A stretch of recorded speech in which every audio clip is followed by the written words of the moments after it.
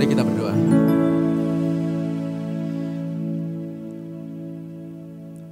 Bapa, sebagaimana pujian yang kami naikkan, kami rindu untuk mengenal-Mu lebih dalam lagi. Ketika kami mengenal Engkau, maka biarlah kami dibentuk untuk menjadi penyembah-penyembah-Mu yang sejati. Penyembah-penyembah yang menyembah-Mu dalam roh dan kebenaran. Penyembah-penyembah yang sungguh rindu untuk memuliakan Engkau di atas segalanya.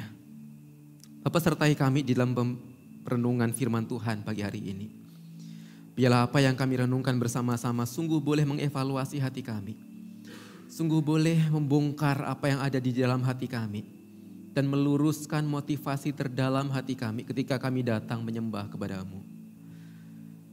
Sertai setiap kami, tuntun kami, berkati kami. Di dalam nama Tuhan Yesus kami berdoa. Amin.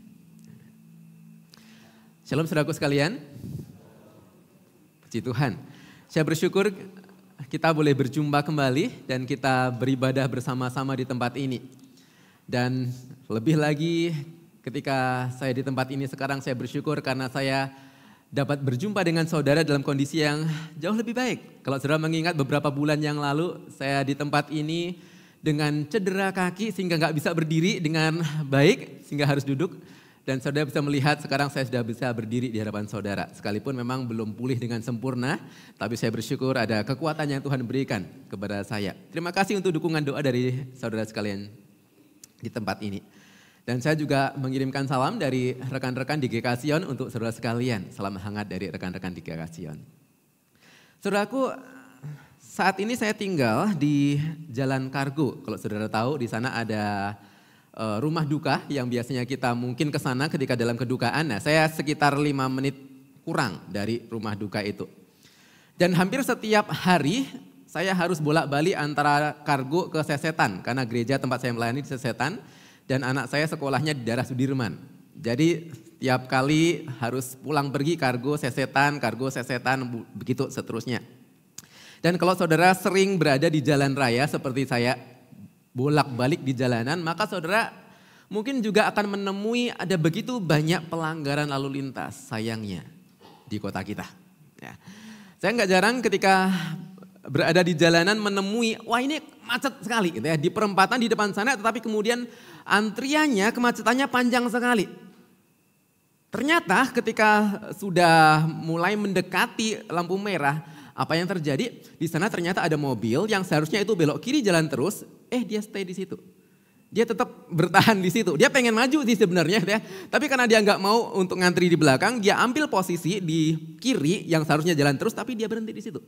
Sehingga mobil-mobil di belakangnya nggak bisa lewat. Ya. Atau saya pernah menemukan di Jalan Kargo itu dengan truk-truk besar, kontainer-kontainer besar yang ada di sana, seringkali antrian lampu merahnya panjang. Dan saudara tahu ketika ada marka lurus tanpa garis putus-putus artinya apa? Nggak boleh mendahului, nggak boleh lewat dari garis itu. Tetapi dari arah seberang, dari arah berlawanan di sana ada kendaraan, bukan motor tapi mobil. Yang melawan arus dan kemudian berhenti di depan mobil yang saya tumpangi. Jadi adu kepala begitu ya. Kenapa? Karena dia nggak mau antri di belakang. Dia maunya cepetan sehingga dia ambil jalur berlawanan arah padahal itu garisnya tanpa putus-putus. Saudara mungkin juga sering kali menemukan hal-hal yang seperti itu sayangnya ya. Dan kalau saudara senyum-senyum hari ini saya berdoa supaya saudara tidak termasuk para pelaku pelanggaran itu. Ya. Kita semua sebagai orang-orang percaya anak-anak Tuhan kita pengennya tertib gitu ya. Kita pengen sebuah keteraturan, kita pengen sebuah hal yang rapi dan termasuk di jalan raya. Tanpa disadari ataupun juga orang itu mungkin sadari, ketika orang itu melanggar lalu lintas, untuk supaya dia nggak kena macet, dia justru menimbulkan kemacetan yang lebih parah. Ya. Seperti yang tadi harusnya belok kiri jalan terus tapi dia berhenti di situ, dia justru menimbulkan kemacetan di belakangnya. Ketidakteraturan itu justru terjadi karena orang-orang yang melanggar seperti itu. Dan kita nggak mau seringkali menemui hal-hal yang seperti itu. Bukan cuma di jalan raya, saya yakin. Di setiap tempat kita berada, kita pengennya teratur semuanya. Itu kenapa di tempat kerja kita, di kantor kita ada aturan. Ada tata tertibnya. Di sekolah kita ada aturan, di kampus kita ada aturan. Bahkan mungkin di rumah kita punya aturan yang tidak tertulis di sana. Supaya setiap orang ada di sana tidak berlaku seenaknya sendiri. Setiap orang ngikutin aturan itu sehingga semuanya berjalan dengan baik, berjalan dengan rapi. Nah kalau di luar saja kita pengen yang seperti itu, semuanya rapi, jangan asal serobot sana sini. Terlebih lagi seharusnya ketika kita datang kepada Tuhan di dalam ibadah. Kita menginginkan adanya sebuah keteraturan di mana kita ditolong untuk kemudian berjumpa dengan Tuhan, bersekutu dengan rekan-rekan jemaat dengan lebih nyaman, dengan lebih baik. Dan itulah yang menjadi tema kita hari ini, ibadah yang sopan dan teratur, terambil dari 1 Korintus pasal yang ke-14 ayat 26 sampai yang ke-40. Saya mengajak kita untuk membuka bagian ini. 1 Korintus pasal yang ke-14 ayat 26 sampai dengan yang ke-40.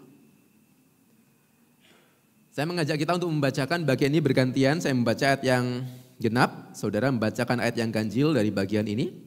1 Korintus pasal yang ke-14 ayat yang ke-26 sampai dengan yang ke-40. Saya akan memulainya bagi kita ayat yang ke-26 demikian. Jadi bagaimana sekarang saudara-saudara? Ketika kamu berkumpul, tiap-tiap orang mempersembahkan sesuatu. Yang seorang mazmur, yang lain pengajaran, atau penyataan Allah, atau bahasa lidah, atau penafsirannya. Hendaklah semuanya itu dipergunakan untuk membangun. Jika ada yang berbicara dalam bahasa lidah, biarlah 2 atau sebanyak-banyaknya 3 orang, seorang demi seorang. Dan harus ada orang lain untuk menafsirkannya. Jika tidak ada orang yang dapat menafsirkannya, hendaklah mereka berdiam diri dalam pertemuan jemaat dan berbicara hanya kepada dirinya sendiri dan kepada Allah. Tentang nabi-nabi, baiklah 2 atau 3 orang di antaranya berbicara dan yang lain menanggapi apa yang mereka katakan. Namun jika seorang lain yang duduk di situ mendapatkan pernyataan dari Allah, yang pertama itu harus diam.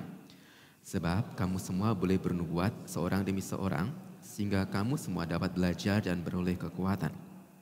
Roh nabi tunduk kepada nabi-nabi, tetapi Allah tidak mengendaki kekacauan, tetapi damai sejahtera.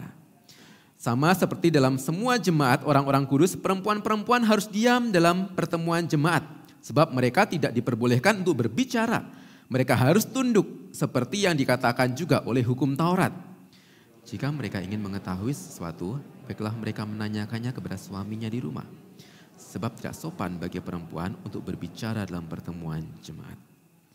Atau apakah firman Allah berasal dari kamu? Atau hanya kepada kamu sajakah firman itu telah datang? Jika seorang menganggap dirinya nabi atau orang yang mendapat karunia rohani, ia harus sadar bahwa apa yang kutuliskan kepadamu adalah perintah Tuhan. Namun jika ia tidak mengindahkannya, janganlah kamu mengindahkan dia. Karena itu saudara-saudaraku, berusahalah memperoleh karunia-karunia dan janganlah melarang orang berbicara dalam bahasa lidah. Namun segala sesuatu harus berlangsung dengan sopan dan teratur. Amin. Saudaraku, bagian ini merupakan bagian dari surat Paulus kepada jemaat di Korintus. Dan saya yakin kita sudah melewati eksposisi Korintus ini dalam beberapa minggu. Dan kita sudah paham tentang konteks jemaat di Korintus sendiri. Kita sudah sering kali membahas tentang bagaimana apa yang terjadi di jemaat ini. Jemaat Korintus merupakan jemaat yang begitu kaya akan karunia rohani. Mereka punya begitu banyak karunia rohani di tengah-tengah mereka. Tetapi jemaat yang begitu kaya akan karunia ini juga sayangnya adalah jemaat yang memiliki begitu banyak problema dan masalah. Ada perpecahan jemaat, kita udah pernah bahas itu. Ada berbagai isu-isu lainnya yang terjadi dan begitu kompleks. Hari ini kita akan melihat perikop ini dari sebuah alur. Kita akan melihat prinsip utama yang diberikan Paulus. Kemudian contoh-contoh kasus untuk menerangkan prinsip utama itu. Lalu kemudian di akhir kita akan melihat sebenarnya apa masalahnya. Sehingga seringkali yang terjadi prinsip ini dilanggar dan contoh-contoh ini pun seringkali juga dilanggar. Ya, itu alur yang akan kita lihat pada pagi hari ini. Dan kita akan mulai dari yang pertama, prinsip utamanya. Apa yang prinsip utama yang diberikan oleh Paulus dalam bagian ini? Di ayat yang ke-26, Paulus memberikan kita sebuah prinsip utama yang harus dilihat, yaitu bahwa ibadah itu bukan hanya untuk mendapatkan sesuatu, melainkan untuk memberikan sesuatu. Sekali lagi, ibadah itu bukan hanya untuk mendapatkan sesuatu, melainkan untuk memberikan sesuatu. Saudara, seberapa sering di antara kita ketika kita mendengar orang yang nanya, mungkin kita pulang dari gereja kemudian ditanya sama orang rumah yang karena berbagai hal nggak bisa datang ibadah gitu ya. Dan kemudian orang itu nanya, gimana tadi ibadahnya di gereja? Lalu kemudian kita jawab, biasa aja. Pujiannya juga biasa aja, khotbahnya juga monoton gitu-gitu aja. Gak dapat apa-apa gue. Atau bahkan mungkin ada orang-orang yang berniat untuk pindah gereja karena menganggap bahwasanya di gereja lamanya nggak dapat apa-apa juga. Dia pengen mendapatkan sesuatu yang lebih daripada itu sehingga kemudian dia menginginkan sebuah gereja yang berbeda. Saudara, tentu saya tidak mengatakan bahwasanya sebagai gereja kita bisa asal-asalan. Tentu kita harus memberikan yang excellent dalam pelayanan kita. Tetapi sebuah kalimat, gua nggak dapat apa-apa nih di ibadah, ya, menunjukkan ada suatu konsep yang keliru dalam pikiran kita. Mungkin kita datang dari rumah, kita membawa beban berat kita. Kita membawa pikiran kita yang begitu sumpek karena berbagai problema keluarga kita, berbagai problema pekerjaan kita sepanjang minggu ini. Dan kita datang dengan sebuah ekspektasi. Kita pengen mendapatkan sebuah kelegaan, kita pengen diberikan sebuah kenyamanan dan lain sebagainya. Yang ketika kita datang ke gereja, lalu kemudian khotbahnya nggak bahas soal itu. Khotbahnya justru membahas suatu hal yang lain yang menurut kita nggak relate dengan itu. Kita merasa nggak dapat apa-apa. Akhirnya kita pulang dengan kecewa atau bahkan kita pulang dengan kemarahan, dengan dongkol karena kita merasa buang-buang waktu nih ke gereja nggak dapat apa-apa. Ya. Tentu Tuhan bisa memberikan kita kelegaan, kenyamanan, kedamaian melalui ibadah itu. Tetapi kalau kita hanya datang ke gereja hanya untuk mendapatkan sesuatu, maka kita miss something yang begitu penting. Paulus menegaskan di bagian yang tadi, ketika kamu berkumpul, tiap-tiap orang mempersembahkan sesuatu dikatakan. Ketika kamu berkumpul, tiap-tiap orang mempersembahkan sesuatu, memberikan sesuatu. Perhatikan Paulus gak ngomong ketika kamu berkumpul, tiap-tiap orang akan pulang dengan membawa sesuatu dari ibadah. Enggak loh. Paulus mengatakan ketika kamu berkumpul, tiap-tiap orang mempersembahkan sesuatu. Dan ketika dikatakan mempersembahkan, jangan pikiran kita langsung amplop persembahan. Bukan itu. Ya. Di dalam konteksnya, apa itu mempersembahkan? Paulus melanjutkan, karena yang seorang membawa mazmur, yang lain pengajaran, penyataan Allah, bahasa roh, penafsiran dan lain sebagainya. Yang artinya setiap orang bisa memberikan sesuatu karena setiap orang di antara kita itu diberikan Tuhan karunia. Sekalipun saudara mungkin membaca bagian ini dan mengatakan aku gak bisa bermazmur, aku gak bisa ngajar apalagi, aku gak bisa bahasa roh apalagi menafsirkannya. Jangan khawatir, karena daftar ini tidak lengkap. Saudara bisa membandingkan di pasal-pasal yang lainnya, misalnya di pasal 12 atau juga kemudian di Roma pasal 12 atau di surat-surat yang lainnya. Paulus seringkali memberikan list tentang karunia-karunia yang berbeda-beda. Yang artinya apa? Paulus tidak berusaha untuk memberikan sebuah daftar lengkapnya bagi kita. Ada begitu banyak karunia yang gak mungkin ditulis, disebutkan satu persatu. Sehingga ketika kita melihat bagian ini dan kita menemukan, aku gak bisa semuanya, jangan khawatir. Tuhan memberikan kita karunia-karunia. Masing-masing di antara kita punya karunia yang Tuhan sudah percayakan bagi kita. Dan itu semua bisa kita berikan, persembahkan untuk Tuhan dan pembangunan tubuh Kristus. Saudara, sebelum lebih jauh kita melihat bagian ini, kita perlu mungkin mengetahui tentang sebuah perbedaan dari ibadah kuno, jemaat mula-mula, jemaat Korintus dengan kita di tempat ini sekarang. Jemaat mula-mula berkumpul di rumah-rumah, persekutuan-persekutuan rumah. Dan mereka duduk melingkar biasanya atau duduk bersama-sama dan kemudian mereka yang kemudian ingin membagikan sesuatu dari karunia mereka. Mereka yang berdiri dan kemudian membagikannya. Lalu ketika ada orang lain yang ingin membagikan, gantian. Dia yang berdiri dan kita duduk. Ya. Dan begitu seterusnya. Mungkin ini sedikit berbeda dengan tata cara liturgi ibadah kita di tempat ini ataupun juga di gereja-gereja modern. Tetapi saya yakin apapun liturginya prinsipnya tetap sama. Sekalipun mungkin kita melihat di dalam tata liturgi kita nampaknya tidak bisa mengakomodir semua karunia. Tapi karunia kita masih bisa kita berikan untuk orang lain di dalam sebuah cakupan yang lebih luas. Ketika kita bersekutu, ketika kita kemudian bertemu dengan rekan-rekan jemaat yang lain. Atau bahkan kita bisa mengemas sebuah ibadah dengan lebih kaya dengan karunia-karunia yang ada. Prinsipnya tetap sama apapun liturginya. Yaitu setiap orang datang bukan hanya untuk mendapatkan sesuatu, tetapi untuk memberikan sesuatu. Pendeta Jimmy Setiawan pernah mengatakan kurang lebih seperti ini. Di dalam ibadah itu tidak ada yang duduk jadi penonton doang. Jemaat pun bukan seorang penonton yang melihat para penata layan di depan memberikan apa yang mereka miliki. Setiap kita, tidak ada yang terkecuali. Kita memberikan sesuatu kepada Tuhan. Kita adalah performer di hadapan Tuhan. Satu-satunya, kalau boleh dibilang begitu, satu-satunya penonton di dalam ibadah adalah Tuhan sendiri yang melihat kita. Tuhan sendiri yang menikmati apa yang kemudian kita bisa berikan. Kita semua datang untuk memberikan sesuatu. Tujuannya apa? Ayat 26 dikatakan, semuanya itu dipergunakan untuk membangun. Setiap karunia yang diberikan Tuhan kepada kita pergunakan, kita persembahkan agar setiap kita bisa membangun orang lain, mengalami pertumbuhan, kedewasaan, dan lain sebagainya di dalam Tuhan. Jadi jauh dari pola pikir egosentris yang berpusat kepada diri, ibadah yang sejati justru berfokus untuk memberi diri. Bagaimana dengan kita hari ini? Kalau mau jujur, tadi waktu persiapan dari rumah datang ke gereja, apa yang kita ekspektasikan?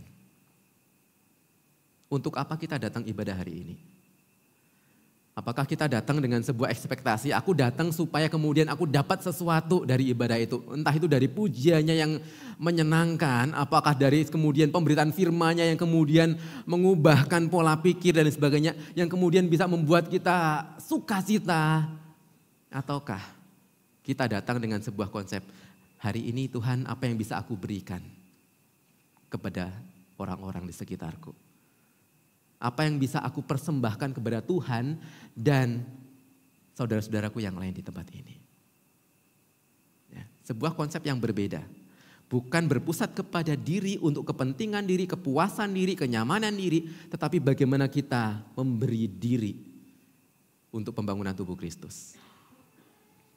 Dan Paulus memberikan contoh-contoh kasusnya terkait dengan prinsip utama itu. Ada berbagai contoh kasus. Yang pertama adalah penggunaan karunia bahasa lidah. Ya, di minggu yang kemarin mungkin kita sudah begitu banyak membahas tentang bagian ini. Dan Paulus mengatakan jika ada yang berbahasa dalam bahasa lidah. Berarti kan jika ada, berarti belum tentu ada.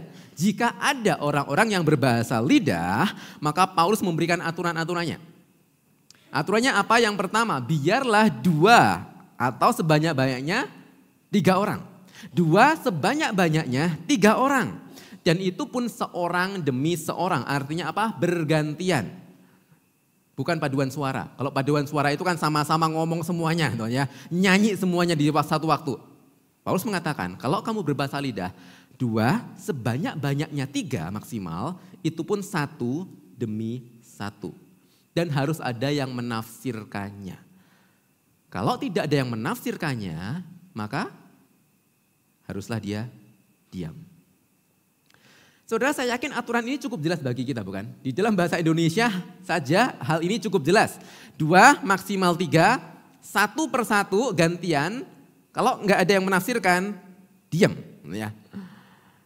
Dan ini cukup jelas untuk kita kemudian mengevaluasi diri kita maupun juga penggunaan bahasa lidah di sekitar kita. Tentu saja bukan dalam sebuah niatan untuk menghakimi orang lain yang berbahasa lidah, tetapi untuk mengevaluasi dan menjaga diri.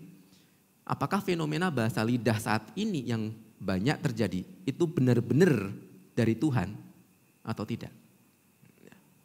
Apakah yang kita temui itu seturut dengan poin-poin yang Paulus katakan? Ini bukan dari saya, tetapi ini dari firman Tuhan.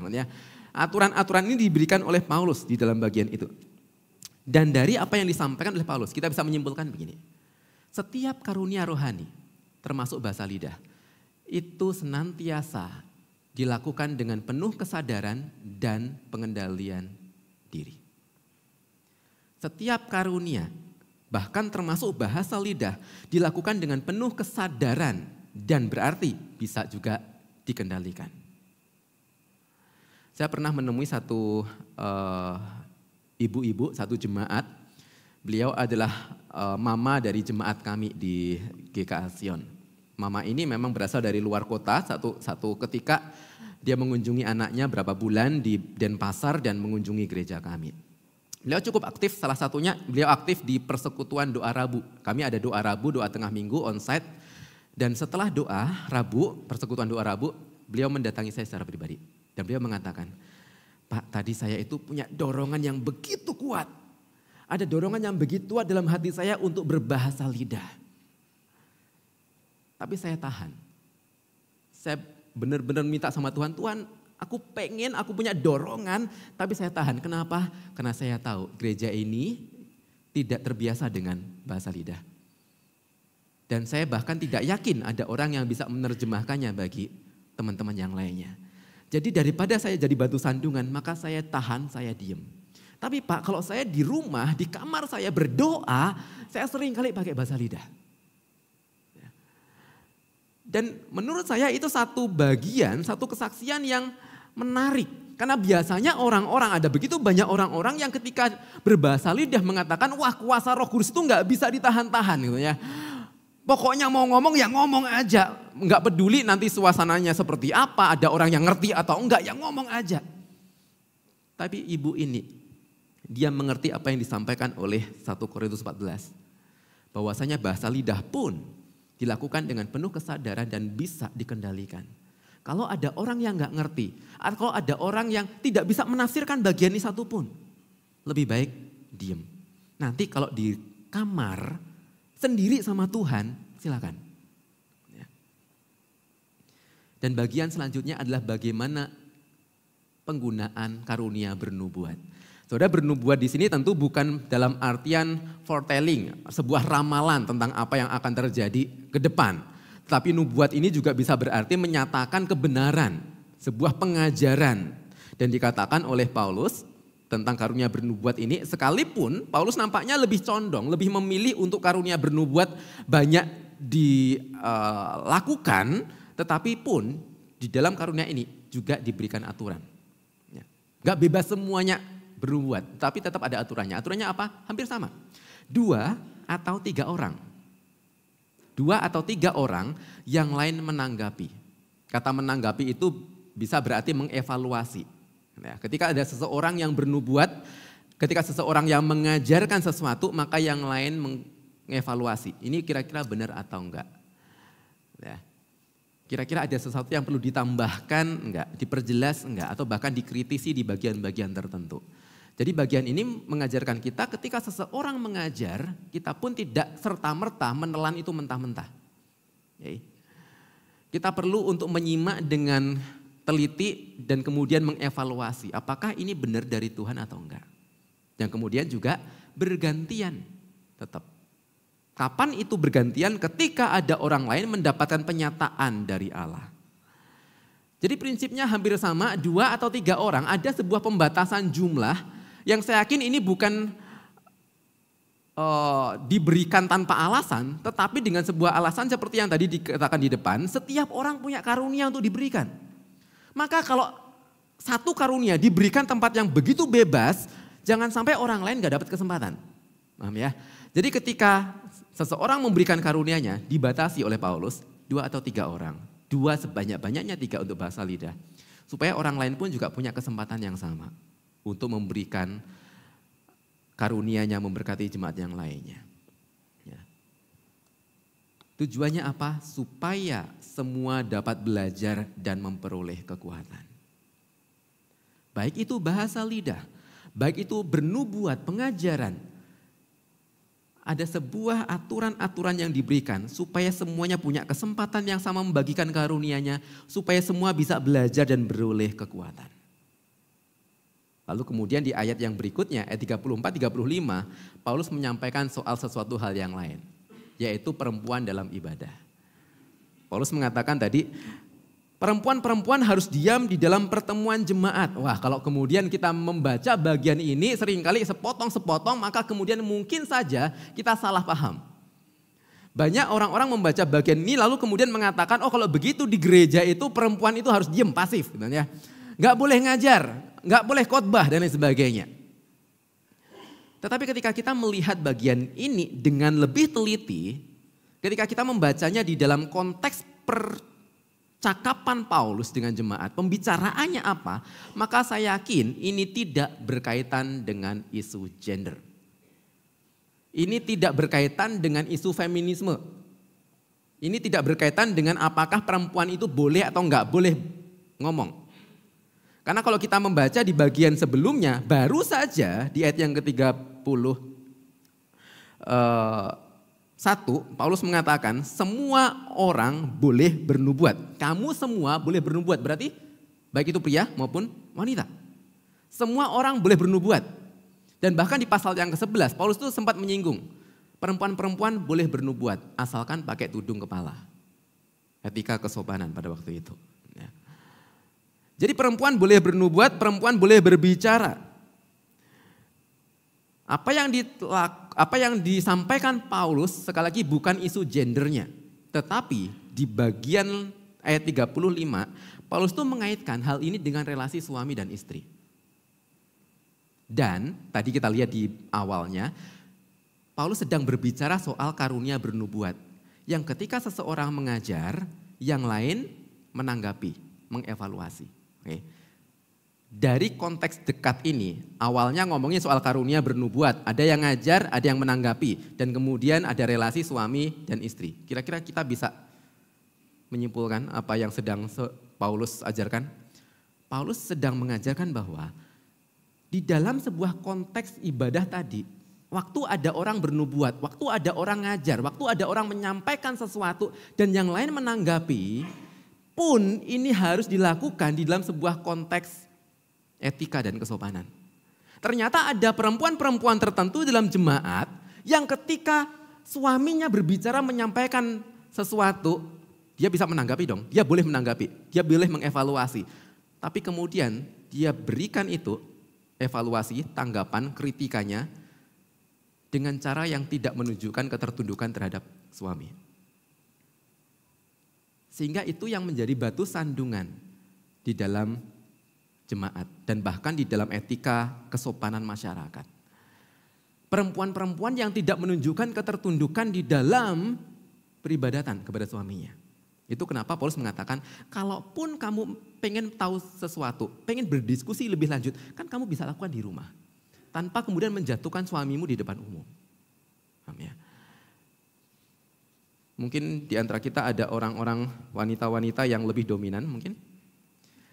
Wanita-wanita, perempuan-perempuan yang dari latar belakang pendidikan yang lebih tinggi daripada suami, latar belakang sosial yang lebih tinggi daripada suami, latar belakang keluarga ekonomi yang jauh lebih berada daripada suami.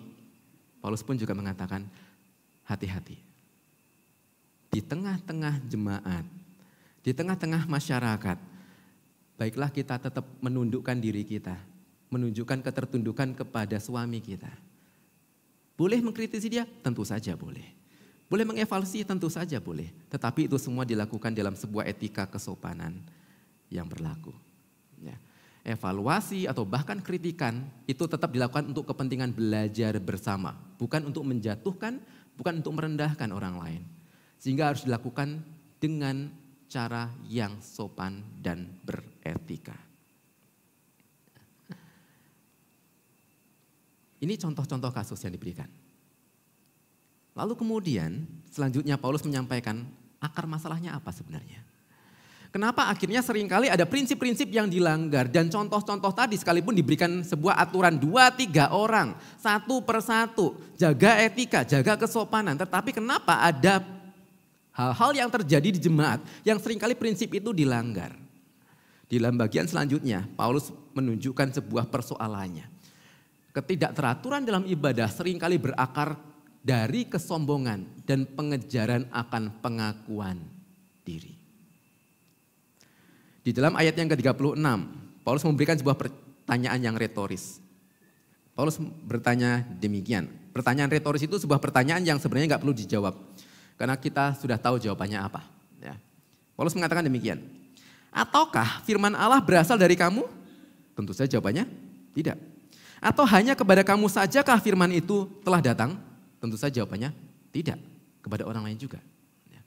Nah, Paulus memberikan sebuah pertanyaan ini. Kenapa? Karena jemaat Korintus merasa diri spesial. Merasa diri paling rohani. Dia menyombongkan karunia-karunia rohani yang mereka miliki. Orang yang bisa berbahasa lidah merasa diri paling rohani. Dekat dengan Tuhan. Karena bahasa lidah, bahasa surgawi seringkali dikatakan. Orang yang bisa bernubuat, punya karunia bernubuat, merasa diri paling berhikmat mungkin. Orang yang punya karunia-karunia yang lain merasa diri paling hebat di tengah-tengah jemaat. Sehingga Paulus perlu untuk menegaskan, apakah sebenarnya firman Tuhan itu hanya datang kepada kamu saja? Tentu saja tidak, bukan? Lalu kenapa ada orang-orang yang mengagungkan dirinya, menyombongkan dirinya seakan-akan dengan karunia yang mereka miliki, mereka paling rohani, mereka paling dekat dengan Tuhan. Seorang penulis Robert McGee menuliskan demikian. Pria atau wanita yang hidup demi kasih dan perhatian dari orang lain tidak akan pernah merasa puas. Tidak dalam jangka waktu yang lama. Meski sudah berusaha, kita tidak akan pernah menemukan kedamaian yang memuaskan dan abadi jika kita harus terus-menerus membuktikan diri kepada orang lain. Keinginan kita untuk dikasihi, diterima adalah sebuah gejala akan kebutuhan yang lebih mendalam. Kebutuhan yang seringkali menguasai perilaku kita dan menjadi sumber utama dari penderitaan emosional kita. Seringkali tanpa disadari kebutuhan itu adalah kebutuhan akan makna diri. Kenapa ada orang-orang yang berusaha untuk mengagungkan dirinya? Karuniaku yang paling penting sih, tadi dikatakan mungkin gak peduli dengan orang lain. Gak kasih kesempatan orang lain berbicara. Kita berbicara dalam bahasa lidah karena kita bisa itu. Kita bernubuat, kita melakukan segala sesuatu gak peduli orang lain. Supaya dia dapat perhatian. Supaya dia dapat pengakuan. Kenapa? Dia butuh makna diri. Dia butuh identitas diri, dia butuh pengakuan. Dan sebenarnya itu kebutuhan naluri manusia. Tetapi ketika kebutuhan itu dicari, dikejar dari karunia rohani, itulah yang menimbulkan masalah tadi. Itulah yang menimbulkan akhirnya ada arogansi di tengah-tengah jemaat. Merasa diri paling hebat, merasa diri paling rohani, yang lain gak penting. Aku yang harus ditonjolkan, yang lain belakangan. Tetapi juga menimbulkan rasa tidak aman. Arogansi itu kalau kita bisa kemudian lebih daripada orang lain. Tetapi kemudian ketika kita menemukan ada orang lain yang punya karunia yang lebih hebat, menurut pandangan kita, orang lain yang dipakai Tuhan juga, kita merasa gak aman. Kita minder, kok dia ada? Kok dia punya itu? Kok dia bisa itu? Lalu kita minder. Waktu kita minder, apa yang kita lakukan? Karena kita tetap mencari pengakuan, kita akhirnya mendorong diri untuk kita melakukan yang lebih lagi. Bahkan kalau bisa menjatuhkan orang itu, supaya kita tetap yang dapat lampu sorotnya. Sehingga mentalitas persaingan itu ada bahkan. Orang lain adalah lawan dan bukan kawan. Sehingga kita nggak bisa melihat dalam kacamata kesatuan proyek besar Allah. Kita nggak bisa melihat karya kerajaan Allah secara luas. Karena masing-masing sibuk untuk membangun kerajaannya sendiri. Sibuk untuk mencari kemuliaannya sendiri. Di tengah-tengah kondisi yang seperti ini, Paulus memberikan penegasan kepada firman Tuhan. Apakah firman Tuhan hanya diberikan kepada kamu? Enggak, bukan. Paulus ingin kemudian menggeser paradigmanya. Kalau tadi berfokus kepada karunia rohani, Paulus ingin mengembalikan kita fokusnya kepada firman yuk. Firman ini jadi dasar kebersamaan kita, dasar kebenaran kita. Fokusnya bukan lagi karunia, tetapi firman. Apakah firman Tuhan cuma diberikan kepada kamu? Enggak, firman itu diberikan kepada semua orang.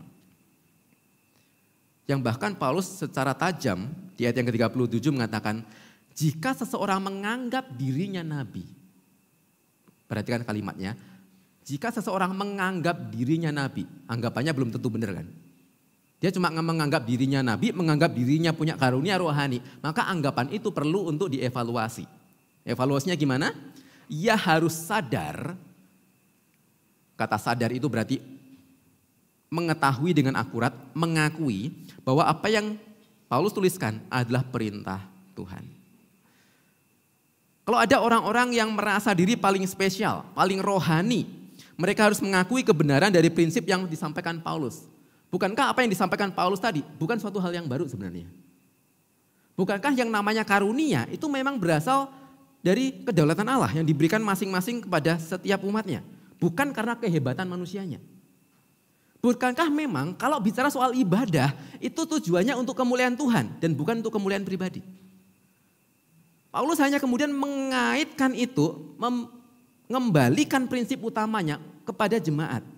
Kalau orang itu merasa spesial, merasa paling rohani, dekat dengan Tuhan, maka dia harus sadar dan mengakui kebenaran itu. Kebenaran firman yang selama ini memang sudah mereka pahami.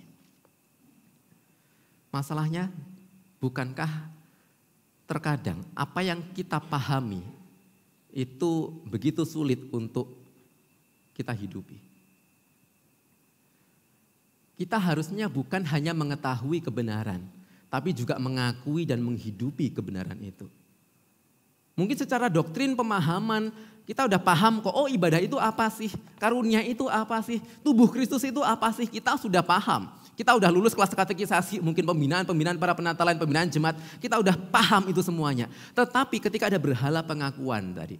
Ketika ada berhala-berhala diri, kesombongan diri itu di dalam hati kita. Maka apa yang kita pahami itu yang seringkali buyar. Dan hati kita yang mencari pengakuan. Hati kita yang menonjolkan diri. Sehingga kita gak suka dengan orang lain. Kita berusaha untuk menyingkirkan orang lain. Supaya spotlight-nya ke kita terus lagi dan lagi.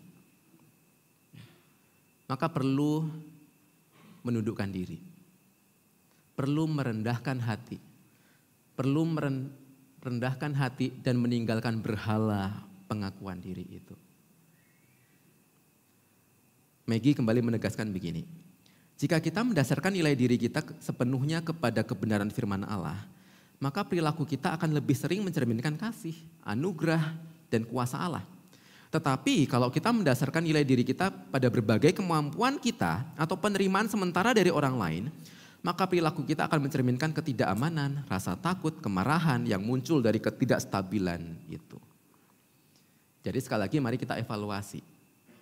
Selama ini perilaku atau sikap hati yang seperti apa yang seringkali mendominasi hati kita? Apakah hati kita dipenuhi dengan kasih, anugerah, ketika melihat orang-orang dengan karunia yang berbeda, dengan potensi-potensi yang bisa diberikan untuk Tuhan dan sesama, kita beranugerah, kita penuh kasih menyambut mereka. Ataukah kita seringkali diliputi dengan rasa gak aman, diliputi dengan rasa iri hati, dengki dan lain sebagainya. Sehingga ketika ada orang baru yang muncul dengan potensi yang luar biasa, kita merasa aduh orang itu bisa menggeser posisiku. Gimana caranya supaya aku tetap yang nomor satu dan orang lain itu digeser. Setidaknya ditekan supaya potensinya gak muncul. Sikap hati yang seperti apa yang seringkali mendominasi hati kita? Bukankah ini sama seperti pelanggar-pelanggar lalu lintas yang di awal tadi? Mereka menerobos lampu merah, mereka berkendara melawan arah supaya mereka yang dapat jalan duluan. Mereka merasa mereka yang paling penting. Mereka merasa kepentingannya yang harus didahulukan. Mereka yang harus lebih dulu daripada orang lain yang antri. Perlu kerendahan hati untuk mengakui bahwasanya aku bukan yang paling penting sih. Aku bukan yang paling utama. Aku bukan yang paling hebat di tim ini. Ketika kita bersama-sama dalam satu tubuh Kristus, mungkin kita punya karunia yang berbeda-beda, tentu saja. Ada worship leader, ada singer, ada pemain musik, ada tim multimedia, ada diakonia, ada pemimpin kelompok kecil di tengah-tengah kita. Atau bahkan mungkin kita punya karunia bernubuat, karunia memimpin, karunia memberi, karunia bermacam-macam, bahasa roh mungkin di tengah-tengah kita. Apapun itu tidak ada yang paling penting, tidak ada yang paling rohani, tidak ada yang paling spesial. Semua karunia diberikan Tuhan kepada kita untuk membangun tubuh Kristus. Maka baiklah kita mempergunakan dan menempatkan setiap orang dengan setiap karunianya sesuai dengan porsi dan kapasitasnya. Semua harus diberikan ruang dan kesempatan untuk mengeksplor setiap karunia yang ada. Dan Paulus memberikan sebuah kesimpulan yang dia ulang 2 kali sebenarnya dengan cara yang berbeda, sedikit berbeda. Ayat 40 dan 33. Segala sesuatu harus berlangsung dengan sopan dan teratur. Sebab Allah tidak menghendaki kekacauan tetapi damai sejahtera. Setiap kita boleh berekspresi tentu saja. Karena ibadah kan kita ketemu dengan Tuhan yang kita kasihi. Masa enggak berekspresi? Setiap kita bisa berekspresi. Ekspresi kita mungkin bisa macam-macam. Ada orang yang ketemu Tuhan, menikmati Tuhan yang mereka cintai dengan mengangkat tangan, dengan bertepuk tangan, bahkan dengan menangis. Bahkan ada orang-orang yang berdiam, enggak bisa ngomong, enggak bisa nyanyi, tapi mereka menghayati setiap lagu. Itu sebuah ekspresi. Ketika dalam ibadah kita berjumpa dengan Tuhan yang kita kasihi. Bahkan kita didorong untuk menggunakan karunia rohani kita yang begitu beragam. Tetapi segala sesuatu itu harus diberikan untuk kemuliaan yang ilahi dan bukan untuk penonjolan eksistensi diri kita. Mari setiap kita rindu untuk membangun sebuah ibadah yang teosentris yang seperti ini. Sebuah ibadah yang bukan hanya berfokus kepada apa yang aku dapetin, apa yang aku sukai, bagaimana aku kemudian pulang dengan sukacita karena aku dapat sesuatu. Tetapi kita mau pulang dengan sukacita karena kita sudah membagikan sesuatu. Kita sudah memberikan ruang bagi orang lain untuk mengeksplor karunia-Nya yang juga bisa jadi berkat bagi orang lain. Bukan kita yang harus dapat spotlight-nya, bukan kita yang harus dapat perhatian dari seluruh jemaat. Tapi Kristus, tapi Allah, sang empunya kerajaan, sang empunya karunia, sang empunya tubuh Kristus. Mari kita berdoa.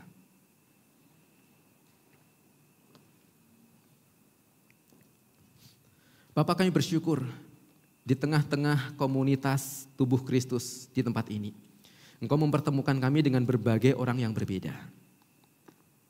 Kami dengan rekan-rekan kami, dengan sahabat-sahabat kami, dengan saudara-saudara kami.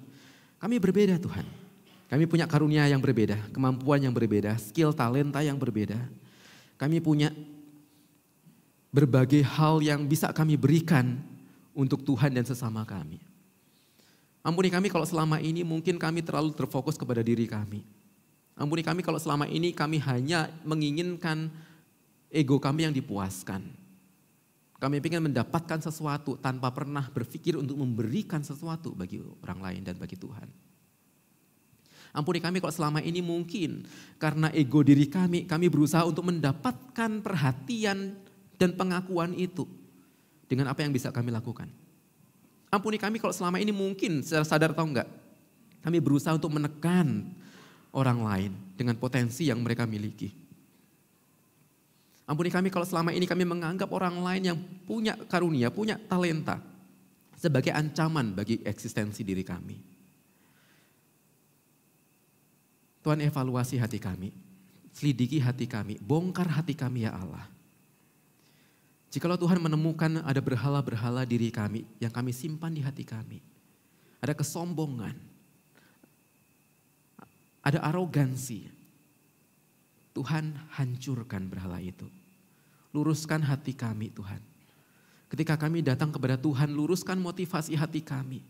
Bahwasanya bukan kami, tetapi Kristus yang harus diagungkan. Bukan kami saja, tetapi Engkau ingin membangun seluruh jemaat, seluruh tubuh Kristus yang ada. Berikan kami hati yang baru Tuhan. Hati yang menikmati Engkau. Hati yang menemukan makna diri di dalam kasih dan anugerah-Mu. Sehingga kami tidak lagi disibukkan untuk mencari pengakuan dari manusia. Ajar kami untuk kami menghormati, menghargai setiap karunia dan talenta yang berbeda-beda. Dan Tuhan membentuk kami menjadi sebuah tubuh Kristus yang indah. Tubuh Kristus dengan berbagai banyak karunia. Di mana semuanya kami berikan untuk Tuhan dan untuk sesama kami. Terima kasih Bapa. Tuhan tolong kami senantiasa. Tuhan tundukkan hati kami. Tuhan luruskan hati kami. Di dalam nama Tuhan Yesus kami berdoa. Amin.